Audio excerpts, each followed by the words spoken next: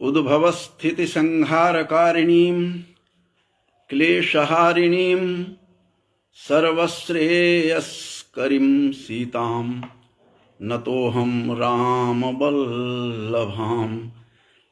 आज वाल्मीकि रामायण के उत्तरकांड का एक 17वां जो सर्ग है, वह सर्ग अत्यंत महत्वपूर्ण है और कई दृष्टि से महत्वपूर्ण है कि वाल्मीकि रामायण संसार का आदि काव्य है और इस काव्य में बहुत सारे रहस्य छुपे हुए हैं। उस रहस्य में सबसे प्रथम तो यह है कि किस प्रकार से जगत जननी जानकी जो थी उसका उद्भव कैसे हुआ। इससे पूर्व क्या किस प्रकार से वेदवती रावण को शाप दिया और स्वयं राजर्षि कुल में आकर के उद्भूत होती है। तो वाल्मीकि रामायण में वेदवती का रावण को शाप और यही इस विषय को लेकर के कुछ वक्तव्य के लिए मैं यहाँ उपस्थित हूँ। यह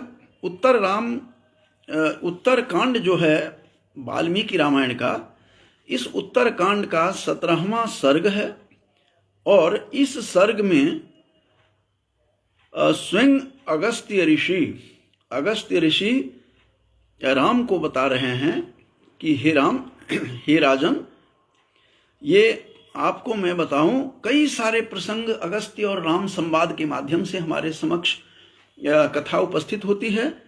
तो ये उत्तरकांड जो है, उत्तरकांड वाल्मीकि रामायण का, उसमें यह प्रसंग आया है। अगस्त्य ऋषि समझा रहे हैं राम को कि हे राम, चूंकि अगस्त्य ऋषि उसी के ही वंश के रावण भी थे, तो इसलिए सबको पता था इनको, और विश्रवा जो इनके पिता थे रावण के, उसके ये भाई थे के रूप में थे।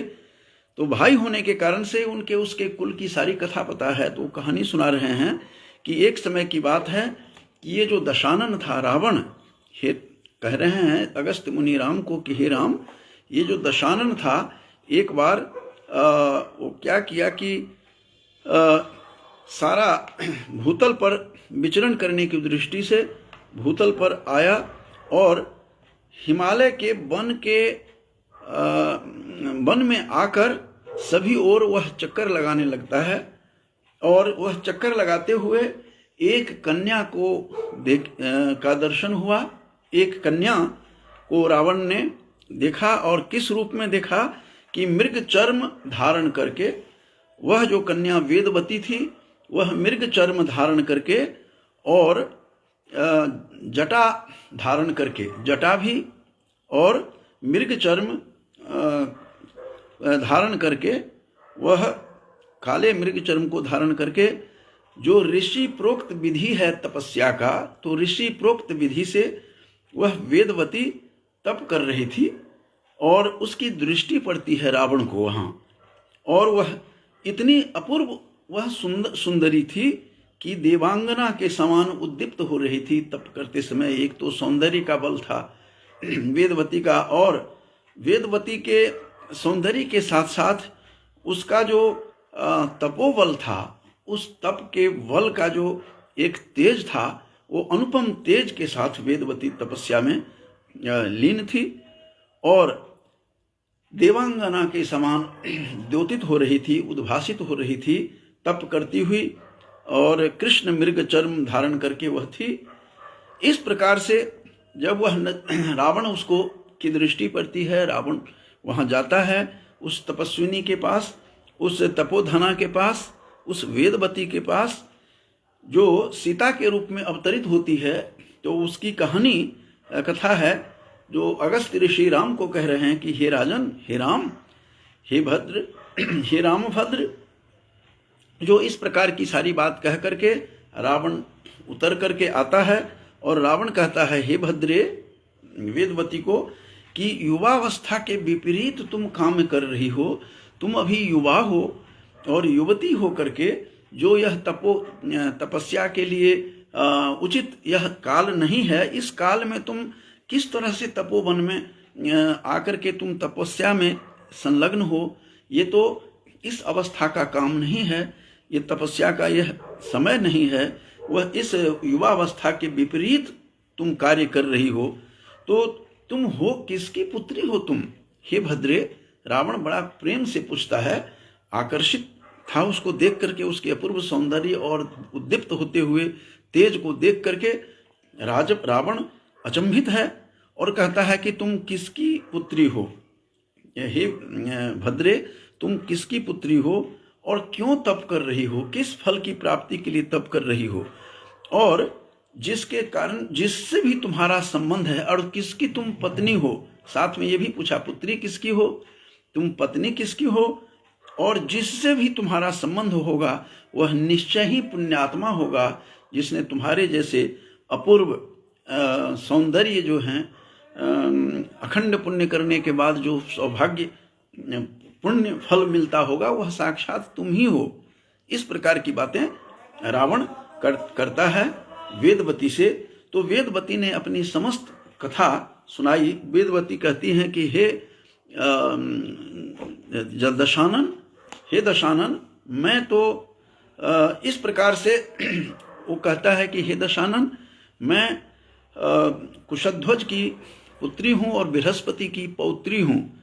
ये वेदवती की जो कथा मैं आप लोगों के समक्ष प्रस्तुत कर रहा हूँ कि वेदवती किस प्रकार से प्रताड़ित होती है, तिरस्कृत होती है रावण से, और रावण को किस तरह से शाप देती है और किस प्रकार से सीता के रूप में वे दूसरे जन्म में आती है, उसकी कथा ये वाल्मीकि रामायण का जो उत्तर कांड है उसका 17वां सर्ग बहुत ही महत्वपूर्ण सर्ग है।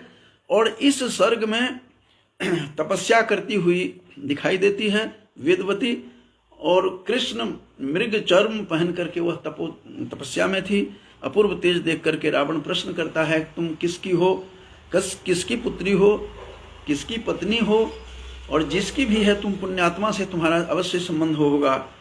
तो उसने सारी कथा सुनाई वेदवती ने। वेदवती तो पहले रावण को तपश्चर्या करते समय उसने अर्घ्य से दे करके उसको यथोचित सत्कार किया, जो एक तपस्विनी का होता है। तो उसने उसका सत्कार किया रावण का, और उसके बाद वेदवती सारी कहानी सुनाती है जो बाद में सीता के रूप में दूसरे जन्म में आती है। तो उसने वेदवती ने कहा कि मैं कुशध्वज की पुत्री हूँ।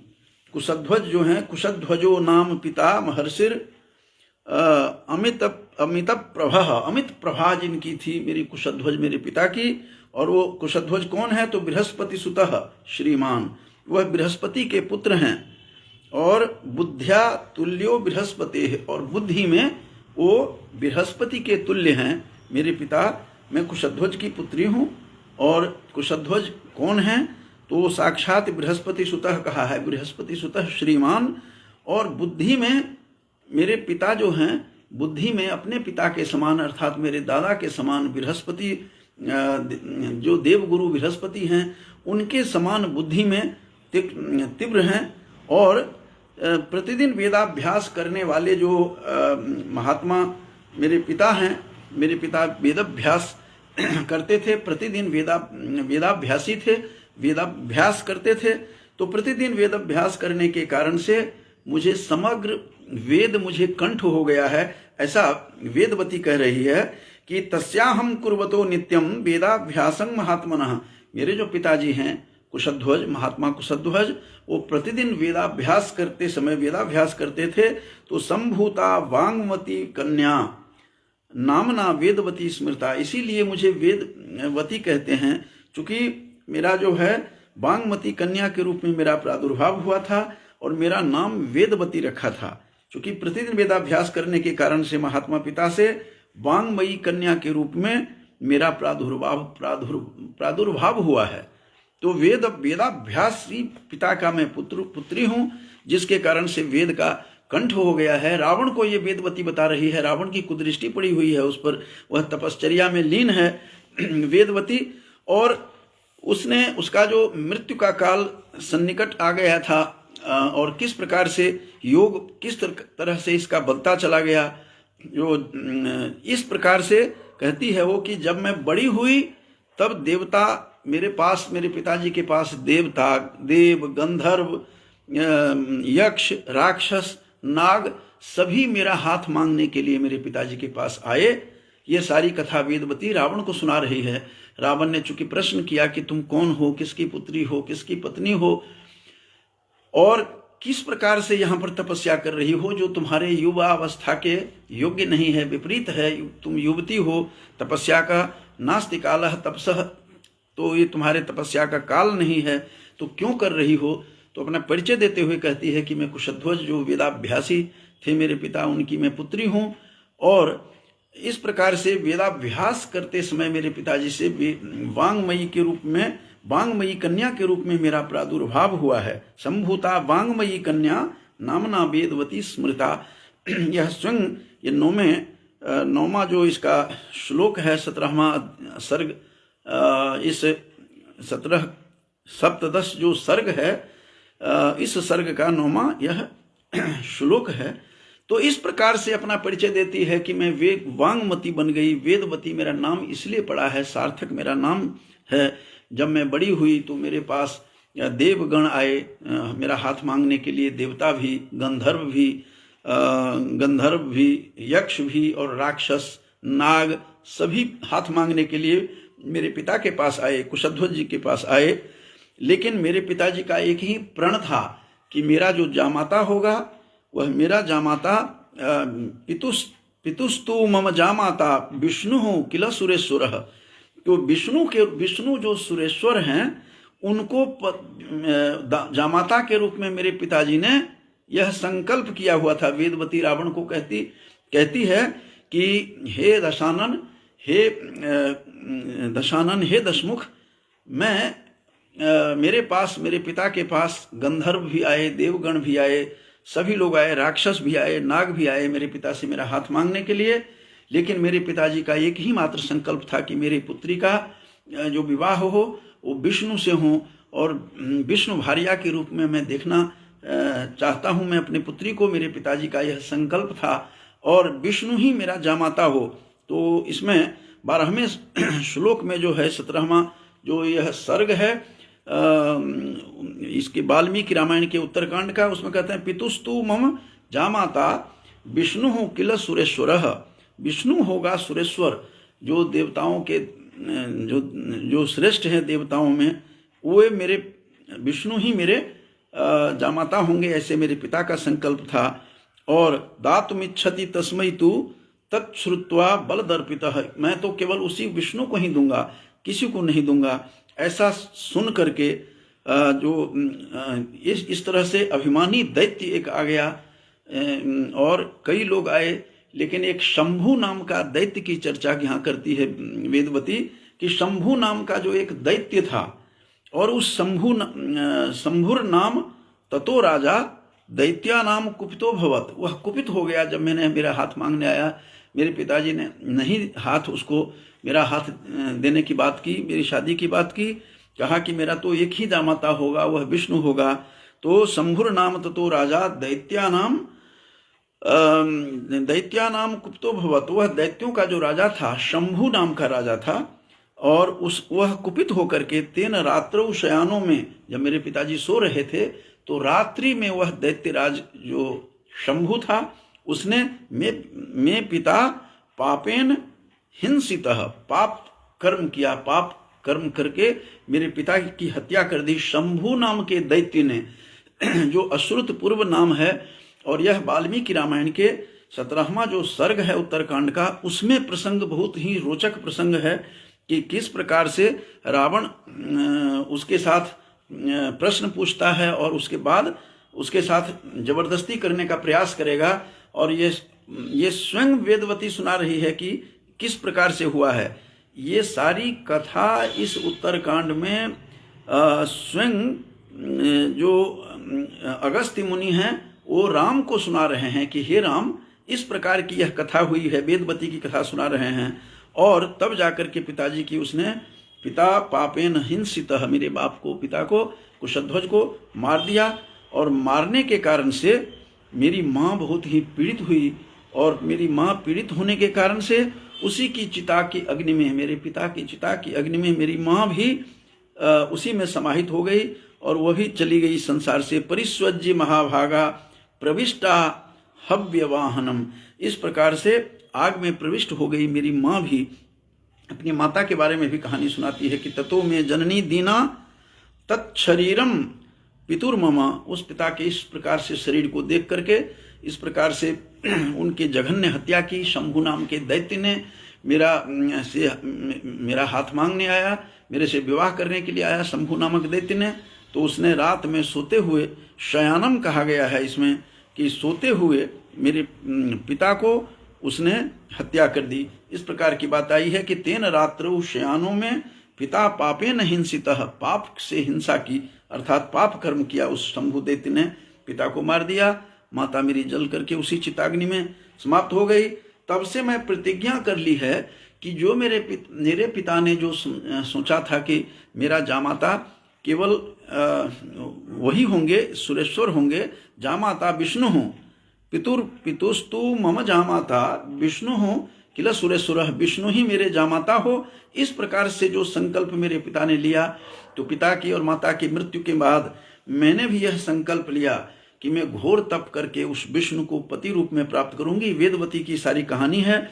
और उसने ये बात कही कि तब से मैं प्रतिज्ञा कर ली है कि भगवान नारायण के प्रति ही एक मेरा संकल्प है, और नारायण ही मेरे पति होंगे। इस प्रकार से पितुर नारायणम प्रति जो ततो मनोरथम सत्यम, मैं पिता के मनोरथ को सत्य करने के लिए पितुर नारायणम प्रति, जो नारायण के प्रति जो संकल्प था कि मेरे जामाता नारायण होंगे, स्वयं विष्णु होंगे, उस काम को, संकल्प को पूर्ण करने के लिए, सत्य करने के लिए यह प्रतिज्ञा मैंने ली है, और नारायण ही मेरे पति हैं। इस प्रकार से मैंने संकल्प कर लिया है। नारायणो मम पतिर न त्वदन्यः पुरुषोत्तस्मात्, तो कहते हैं पुरुषोत्तमात् अन्य में पतिर न, पुरुषोत्तम के, उस विष्णु के, उस नारायण के सिवा मेरा कोई पति नहीं होगा। इति संकल्पिता सा वेदवती, वह संकल्प कर लिया, संकल्प कृतः तया, तो संकल्प किया उसने कि नारायणो मम पतिर न तोदन्यः पुरुषोत्तमात्, उस पुरुषोत्तम के भिन्न अन्य कोई नहीं होगा। आश्रये नियमं घोरम नारायण परिप्सया, उसी की इप्सा करती हुई, उसी के कामना करती हुई, उन्हीं को प्राप्त करने के लिए मैं घोर तप में लगी हुई हूँ। रावण को सारी कथा सुना रही है, ये वेदवती सुना रही है। कहते हैं कि हे राजन, हे पौलस्त्य नंदन, हे रावण, मैंने आपको पहचान लिया है। उसने कहा कि तुम मुझे नहीं जानती है, क्या है नारायण। उसने बहुत सारा संवाद होता है नारायण, इसके वेदवती और रावण के मध्य, और कहती है क्या है नारायण मेरे सामने, मैं तो ऐसा हूँ, ये सारी दुनिया मुझे डरती है, इंद्र मेरे से थर्राता है, सभी देव किन्नर राक्षस सभी से मैं अजेय हूँ, मुझे कोई भी नहीं मार सकता है, मैं इस प्रकार का हूँ। अपनी पूरी के पूरा व्याख्यान करता है। तो वेदवती कहती है कि अपना परिचय मत दीजिए, मैं जानती हूँ मैं अपने तपोबल से इस त्रिलोक में क्या क्या घटना हो रही है, तो मैं उस जो त्रिलोकी में जो कुछ भी वस्तु विद्यमान है वह सब मैं तपस्या के द्वारा मैं समझ लेती हूँ। इसीलिए कहने की जरूरत नहीं है कि आप कौन हैं। रावण को वेदवती कहती है कि जानामि तपसा सर्वम त्रैलोक्यम यद्धि वर्तते, यत ही वर्तते, संसारे त्रिलोक में जो कुछ भी विद्यमान है, कहते हैं कि जानामि, मैं जानती हूँ, तपसा माने तपस्या के माध्यम से मैं समझ लेती हूँ। इसीलिए कहने की जरूरत नहीं है कि आप कौन हैं। यह सुनकर के रावण इतना वह कामासक्त हो गया उस वेदवती में, और अपने विमान इतना हुआ, वह पीड़ित हो विमान से उतर गया, और उसने क्या किया कि महान व्रत पालन करने वाली उस कन्या से फिर वह आग्रह करने लगा कि तुम मेरे साथ विवाह कर लो। हे सुश्रोणी, तुम गर्वीली जान पड़ती हो। सारा कुछ कहा उसने, बहुत सारा संवाद होता है कि मैं लंकापति हूँ, अहम लंकापतिर्भद्रे दशग्रीव इति श्रुतः तस्य में भव भार्या त्वं भुक्षुव भोगान यथा सुखम, तुम यथा सुख जो कुछ भी सुख चाहती हो सभी सुख तुम्हें हमारे उस लंका में मिल जाएगा। इस प्रकार से नाना प्रकार के प्रलोभन देता हुआ रावण दिखाई देता है, लेकिन रावण अंत में हार जाता है और कहते हैं, हे राक्षस राज, ये वेदवती कहती है कि भगवान विष्णु तीनों लोकों के अधिपति हैं, यह सबको विदित है। और त्रैलोक्याधिपतिम विष्णुम सर्वलोक नमस्कृतम, वो जो है समस्त लोग उनको सम्मान करते हैं। तुम इस तरह से बातें मत करो, विष्णु के मुकाबला कोई भी नहीं कर सकता है, वह त्रिलोकपति हैं। वेदवती के ऐसा कहने पर राक्षस अपने हाथ से उस कन्या का केस पकड़ लेता है और कुपित होकर के, चूंकि कामासक्त है रावण, अपने तामसी वृत्ति के कारण, नहीं तो इतना बड़ा विद्वान त्रिकालदर्शी होकर के भी वह सब कुछ समझते हुए भी कुछ नहीं समझ पा रहा था। उसने बहुत सारे विवाद किए। उसने वेदवती को ऐसा कहने पर वह उसके बाल को पकड़ लेता है, तो उसी समय झटित ही उसने वेदवती ने अपने बाल को काट करके फेंक देती है। इस प्रकार का जो सारा का सारा खेल चल रहा है उसके साथ वेदवती और रावण का बहुत सारा संवाद होता है। रावण अपने बखान करता है कि मैं इतना बड़ा वीर हूँ, मैं ऐसा कर सकता हूँ, वैसा कर सकता हूँ, लेकिन वेदवती ने रोष से प्रज्वलित हो उठी, वो अपने गुस्से से प्रज्वलित हो उठी, उसका बाल पकड़ लिया। रावण ने उस तपस्या में लीन उस वेदवती का, जो वेदवती कृष्ण मृग चर्म पहन करके और जटा लेकर के धारण करके वह तपश्चर्या में लीन थी विष्णु को प्राप्त करने के लिए। साक्षात बृहस्पति जो थे देवगुरु, उनकी वह पौत्री है, कुशध्वज की बेटी है, और अपना परिचय दे रही है। यदि त्वरितस्प मया किंचित कृतं दत्तम हुतं तथा, यदि उसने कहा कि यदि मैंने कुछ सत्कर्म किया हो, भगवान ईश्वर को साक्षी लेकर के बोलती है कि यदि मैंने इस जीवन में कोई भी सत्कर्म किया हो और सत्कर्म दान होम आदि जप आदि किए हों, तो उस तपस्या से मेरे जन्म में मैं सती साध्वी जो हूँ अयोनिजा बन करके किसी महात्मा के घर में मैं जन्म लूं। ये उसने वेदवती ने ऐसा कहा, और ये भी कहा कि ऐसा कह करके उसने प्रज्वलित अग्नि में वह समा जाती है, वह कूद जाती है। कहती है कि यदि मैंने ईश्वर को साक्षी लेकर के, यदि मैंने कोई तप किया है, बढ़िया काम किया है, कोई अच्छा काम किया है, तो तस्मात् त्वयोनिजा साध्वी भवेयं धर्मिणः सुता, मैं किसी धार्मिक, किसी यशस्वी, किसी महात्मा के कुल में जाकर जन्म लूं। यह कहती हुई अग्नि में प्रवेश कर जाती है। और पपात च दिवो दिव्या पुष्प वृष्टि ही समन्ततः, चारों तरफ से पुष्प वृष्टि होने लगती है देवलोक से भी। और उसके तदंतर उसके बाद जन्म में वह कन्या पुनः एक कमल पुष्प से निकल करके प्रकट होती है। वही वेदवती अग्नि में कूद जाती है। अग्नि में जलने के बाद फिर उसका जब दूसरा जन्म होता है तो वो जन्म कमल पुष्प से होता है। पुनरेव समुद्भूता पद्मे पद्म समप्रभा, जैसे पद्म में प्रभा होती है, चमक होती है, उसी अनुकूल प्रभा थी उसकी। और इस प्रकार से वह प्रभा चमकती हुई दिखाई दी। और उसमें और कमल पुष्प से वह वेदवती जन्म लेकर के आती है। वो जल करके, मैं यहाँ ये भी बताना मुझे आवश्यक है, यहीं पर बता दूं बंधुओं कि वह वेदवती जो सीता बन करके आती है दशानन के तिरस्कार करने के बाद जनक के घर में आती हैं, उससे पूर्व की बता दूं कि जब वो अग्नि में जलती है, इसका प्रमाण आज भी ये पेहवा, जहाँ डीएवी कॉलेज हमारा, जहाँ का मैं प्राचार्य रहा हूँ, तो वहाँ उसके नज़दीक में वहाँ पर एक सीता माई नाम का स्थान है, जहाँ पर वेदवती जहाँ अग्नि में समा गई थी, अग्नि में जल गई थी, उसका सारा प्रमाण वहाँ पर है, मंदिर है। यह भी बात मैं साथ साथ बता दिया आप लोगों को। तो इस प्रकार से वह कमल रूप में जन्म लेती है। कमल जैसी प्रभा थी, कमल पद्म सम प्रभा कहा है वाल्मीकि कहते हैं ये 35वें श्लोक में कि पुनरेव, वह पुनर्जन्म लेती है। समुद्भूता पद्मे पद्म सम प्रभा, वह पद्म के समान प्रभा वाली जन्म लेती है। तस्माद् अपि पुनः प्राप्ता पूर्ववत तेन राक्षसा, और फिर उसी राक्षस ने, रावण ने उसको फिर देख लिया। उस सुंदर कन्या जब पद्म से निकल करके आती है, कमल में जन्म लेती है वही वेदवती, तो उसको उठा करके फिर वो ले जाता है लंका। इसका मतलब यह हुआ कि सीता जी जब लंका गई, उससे पहले भी वह कमल पुष्प से उद्भूत होकर के वो रावण के माध्यम से ही लंका में गई थी। और लंका ले जाता है रावण, और ले जाकर के उसको एक मंत्री को दिखाता है कि यह कन्या अपूर्व सुंदरी है।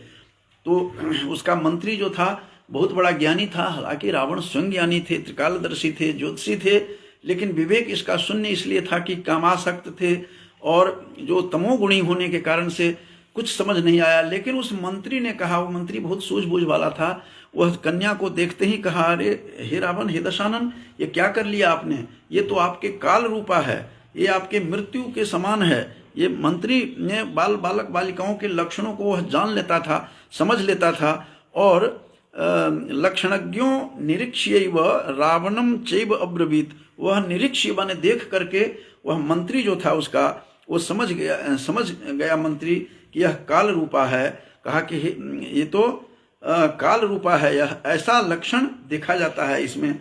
इस प्रकार से ये सारी कथा इस उत्तरकांड में अगस्त्य ऋषि सुना रहे हैं राम को। तो कहते हैं कि हे श्री राम, यह सुनकर रावण ने समुद्र में उसको उठा करके फेंक दिया।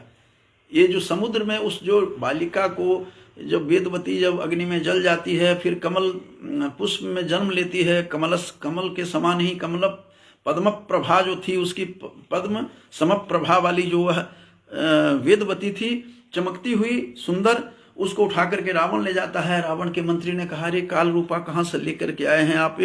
यह जो है लगता है कि वध का ही कारण होगी, ऐसा लक्षण देखा जाता है इसमें कि गृहस्थ ईशा ही शुश्रोणी तद बधायैव दृश्यते, ये तो तुम्हारे वध के लिए दिखाई देती है, फेंको उसको। उसने रावण ने उस कन्या को जो वेदवती जो अभी पद्म में जो जन्म लेकर के पद्म से जो निकल करके आई है, उसको उठा करके उसने समुद्र में फेंक दिया। कहाँ लंका के पास वह समुद्र था, यह कल्पना करने की बात है। और उसमें फेंकने के बाद उसी भूभाग के माध्यम से वह मंडप जो था जनक ऋषि का, जनकपुर में जो जहाँ की बात बताई जा रही है, जो पुनौरा धाम उसका नाम है। बंधुओं, ये भी बता दूं, एक सीता माई की तो बात बता दी कि सीता माई जहाँ वेदवती समा गई थी अग्नि में, वो यही है हमारे कॉलेज के नज़दीक सीता माई एक स्थान है, वहाँ पर है। और ये जहाँ पर सीता जी का जन्म हुआ, उस स्थान पर सीतामढ़ी में मेरा भी जन्म हुआ है। सीता जी के नाम से ही सीतामढ़ी नाम था, सीतामढ़ी से वह सीतामढ़ी रूप बिगड़ता हुआ दिखाई दे रहा है। और वह यज्ञ मंडप के मध्यवर्ती जो भूभाग था जनक का, जो सीतामढ़ी में पुनौरा नाम से आजकल प्रसिद्ध है, पुनौरा धाम, जिसके लिए भारत सरकार ने 500 करोड़ अभी दिया है वो मंदिर को निर्माण के लिए, तो अभी की घोषणा है। तो वहाँ पर उस पुनौरा धाम में वो मध्य भाग, यहाँ पर तो वाल्मीकि रामायण में कहा है कि वह मध्य भाग में वह पहुँचती है।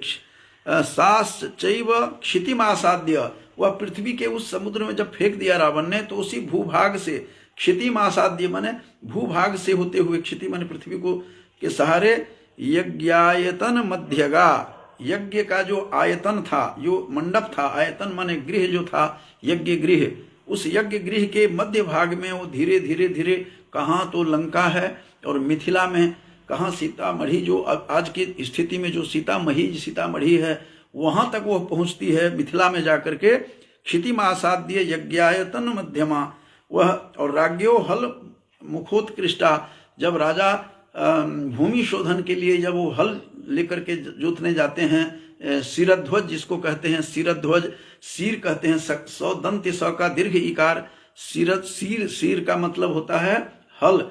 तो सिरध्वज जो थे वो, उनकी ध्वजा में हल रहता था, इसीलिए सिरध्वज नाम था राजा जनक का।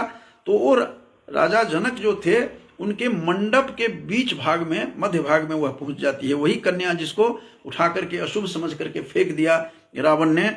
और कहते हैं, हे प्रभु, यही वह वेदवती है। ये कहानी, असल में ये सारी कहानी सुना रहे हैं अगस्त्य राम को सुना रहे हैं, और कहते हैं, हे राम, हे प्रभु, वही यह वेदवती जो कन्या है, महाराज जनक की पुत्री के रूप में जो प्रादुर्भूत हुई थी, वही आपकी पत्नी हुई। सही सा जनक राजस्य प्रसूता तनया प्रभु। ये सुना रहे हैं, ये सारी बातें सुना रहे हैं अगस्त्य ऋषि। अगस्त्य ऋषि रावण के चाचा भी थे और इतने बड़े ज्ञानी थे। लोपामुद्रा इनकी पत्नी थी।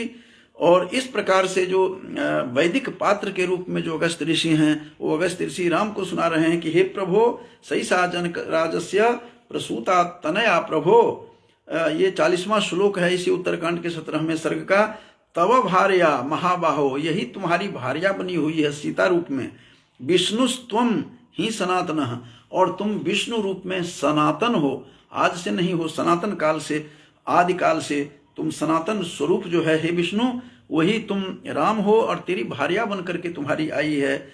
और उस वेदवती ने पहले ही रोष जनित शाप के कारण पर्वताकार शत्रु को मार डाला था। इसने यह भी कहा है कि उस वेदवती ने पहले ही अपने रोष जनित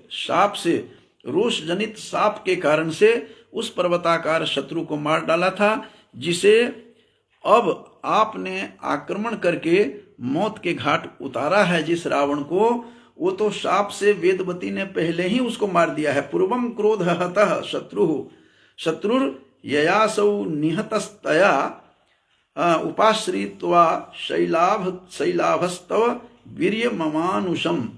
एक और बात बता दूं यहाँ कि वाल्मीकि रामायण में प्रसंग आया है किष्किंधा कांड में कि वह पर्वताकार का वह था। ये संपाति का बड़ा, जो संपाति का बेटा सुपार्श्व था पक्षी का, वो कथा सुना रहा है। किष्किंधा कांड बहुत ही दर्शनीय है।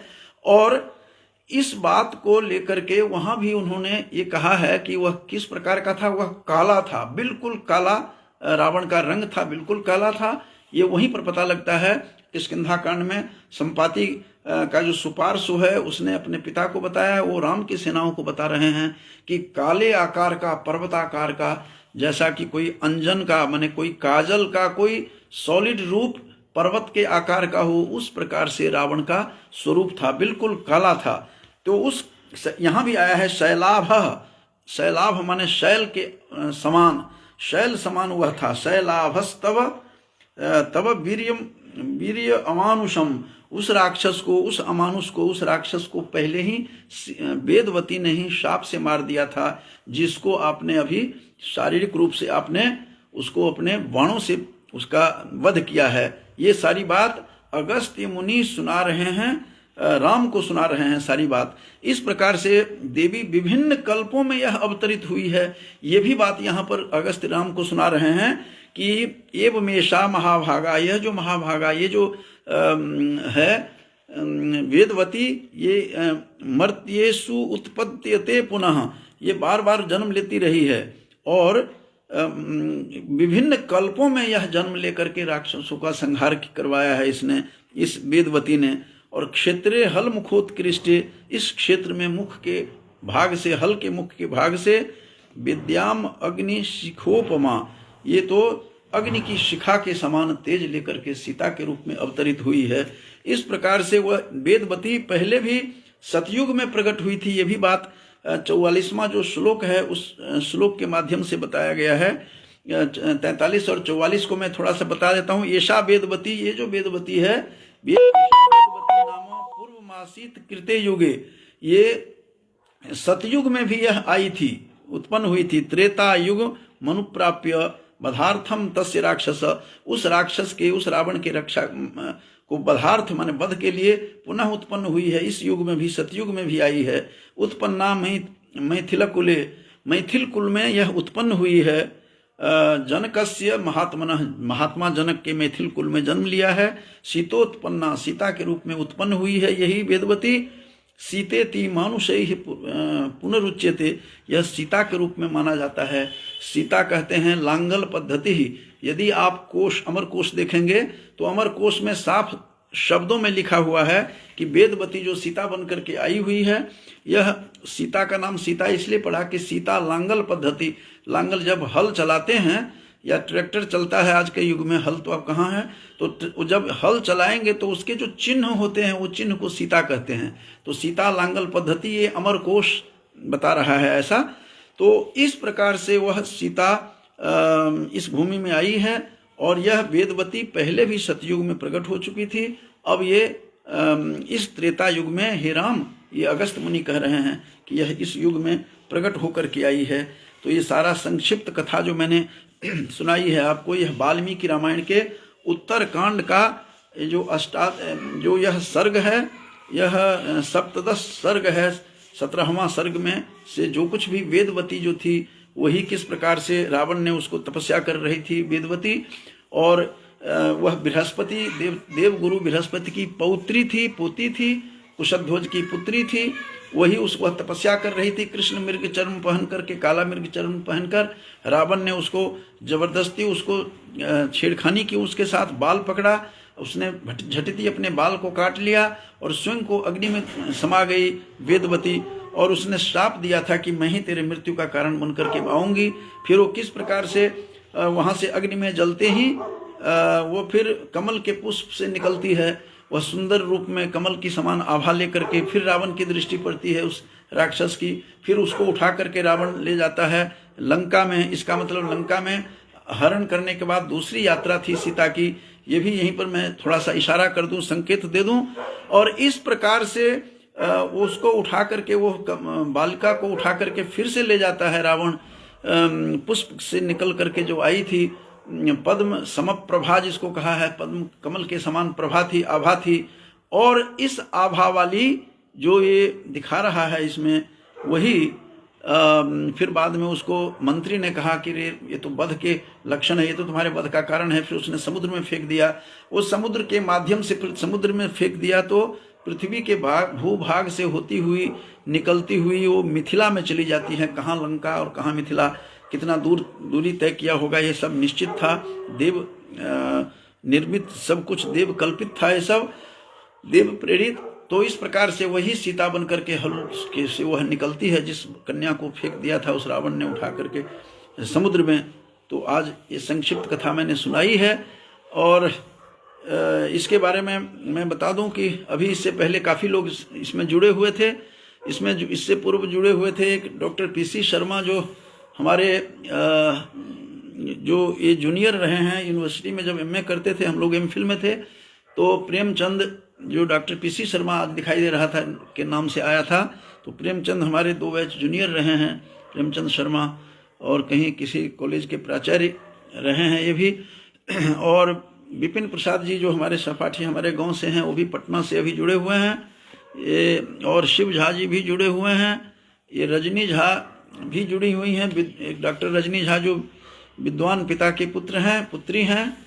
तो उन्हें भी मैं आशीर्वाद देता हूँ और सबको शुभकामना देते हुए, आशीर्वाद देते हुए, आज का जो मेरा वक्तव्य था कि उत्तरकांड वाल्मीकि रामायण में किस प्रकार से वेदवती तपश्चर्या में लीन थी, और तपश्चर्या कृष्ण मृग चर्म पहनकर, और तो किस प्रकार से उस रावण ने उसको शिखा पकड़ लिया, तो उसने शिखा काट करके और फिर उसको शाप देती है और कहती है कि परिचय देती हुई कि मैं हूँ कौन, मैं बृहस्पति देवगुरु की मैं पौत्री हूँ, कुशध्वज की पुत्री हूँ। वेदवती कहती है मैं ही तुम्हारा कारण बनूंगी मृत्यु का। और फिर कमल के रूप में जन्म लेकर के आती है, और उसके बाद उस रावण उस कन्या को भी, उस सुंदर कन्या को भी उठा लेते हैं। लेकिन मंत्री जो था वो बाल के मस्तिष्क को, बाल के भाल को समझ लेता था। मंत्री ने कहा कि अरे तुम्हारे लिए मृत्यु का कारण है, तो उसने समुद्र में फेंका। कहाँ समुद्र? लंका के पास रावण ने फेंक दिया। इसका मतलब सीता 2 बार लंका गई हैं। एक बार अपहरण करके ले गया था, पहले भी अपहरण करके बालिका को, वेदवती जब अग्नि में कूदती है तो कमल से जन्म लेती है, उसको उठा करके ले गया। और कहा है कि पद्म, उसकी जो कांति थी वो पद्म समप्रभा कहा है उसने, पद्म के समान प्रभा थी, उसमें आभा थी। तो उसको उठा करके ले जाते हैं और उसको फेंकते हैं। वही फिर धीरे धीरे भूमि भाग से, वो कहा है कि भूमि भाग से निकलती हुई फिर वही कन्या चली जाती है पुनौरा जिसको कहते हैं, सीतामढ़ी में जो स्थान है वहाँ पर यज्ञ मंडप के, इसका मतलब जनक के यज्ञ का मध्य भाग था वो, जहाँ पर सीता मिली थी उनको। तो सही सा जनक राजस्य प्रसूता तया प्रभु, बार बार कह रहे हैं कि वही विष्णु की भार्या बनकर के, राम की भार्या बनकर के फिर वही वेदवती सीता बनकर के वहाँ निकलती है। और बताया था मैंने, सीता जो है हल के चिन्ह को कहते हैं। जो कहा गया है कि जो हल, जो लांगल, सीता लांगल पद्धति, लांगल पद्धति कहते हैं कि हल के चिन्ह को कहते हैं। और ये कोश कह रहा है, अमर कोश में साफ स्पष्ट किया है, वहाँ पर बताया गया है तो ये सारा वेदवती किस प्रकार से वो सीता के रूप धारण करके आई हैं और 2 बार लंका गई हैं, इसका मतलब 2 बार अपहरण किया है। एक बार बाल रूपा वेदवती जब अग्नि में कूदती है, बाल रूपा जो सीता थी, जो पद्म से निकल करके आई थी और अयोनिजा बन करके आऊंगी ये भी कहा था वेदवती ने, तो अयोनिजा बन करके वो आई हैं, माँ के गर्भ से नहीं आई हैं, ये पृथ्वी के तल से निकल करके आई। तो इस प्रकार से जो जो वेदवती ने शाप दिया था, संयोग ऐसा है कि जहाँ सीता जी उद्भूत हुई वहाँ तो मेरा जन्म है वहीं, और जहाँ सीता से पूर्व वेदवती जहाँ समा गई थी अग्नि में, वो मेरा जो कॉलेज था पीजीडीएवी कॉलेज पेहवा में, उससे कुछ ही किलोमीटर के 2, 4, 5, 6 किलोमीटर के दूरी पर सीता माई है, जहाँ पर वेदवती समाई अग्नि में गई थी। तो सारा प्रमाण और मंदिर भी है वहाँ। तो मेरा ऐसा संयोग था कि इस प्रकार से रामायण को देखते हुए कुछ और बातें देखने को मिला है, तो मैं आप लोगों के साथ कर रहा हूँ। अभी मैंने पहले भी बताया था कि मैथिली रामायण मेरी अब प्रकाशन में चली गई है, और अभी मैथिली में एक और रचना चल रहा है जो 100 से ज़्यादा पद्य तक हो गए हैं, जिसका नाम जो होगा मिथिला महात्म्य के नाम से। वो सारी कथा उसमें रहेगी कि मिथिला का जन्म किस तरह से हुआ, मिथिला नाम कहाँ से पड़ा, कैसे कैसे कौन कौन से राजा हुए हैं, वो सारा उस 5 भाग में जो विभाजित होगा वह मिथिला महात्म्य उसमें देने का लघु प्रयास चल रहा है अल्पज्ञान से। तो फिर से मैं सबको आशीर्वाद देते हुए, चूँकि जितने भी जुड़े हुए हैं सब, इससे पहले जैसा बताया था मेरे एक और सहपाठी जुड़े हुए थे जो कुरुक्षेत्र विश्वविद्यालय में मेरे साथ थे म्यूजिक में, और अच्छे हैं, डॉक्टर अशोक शर्मा भी जुड़े हुए थे, डॉक्टर पीसी शर्मा जुड़े हुए थे, और विपिन प्रसाद जी भी हैं, और प्रिंसिपल गजेंद्र कुमार जी भी हैं, बड़े यशस्वी प्राचार्य हैं, और ये जानते हैं जहाँ की कहानी में सुना रहा था कि सीता माई के पास समा गई थी। तो और डॉक्टर रजनी झा जो विदुषी हैं और ऑल इंडिया ओरिएंटल कॉन्फ्रेंस की ये सदस्या रही हैं, कई वर्षों से बनती आ रही हैं। मैं उन सबको शुभकामना देते हुए अपनी वाणी को विराम देता हूँ। बहुत बहुत धन्यवाद बंधुओं।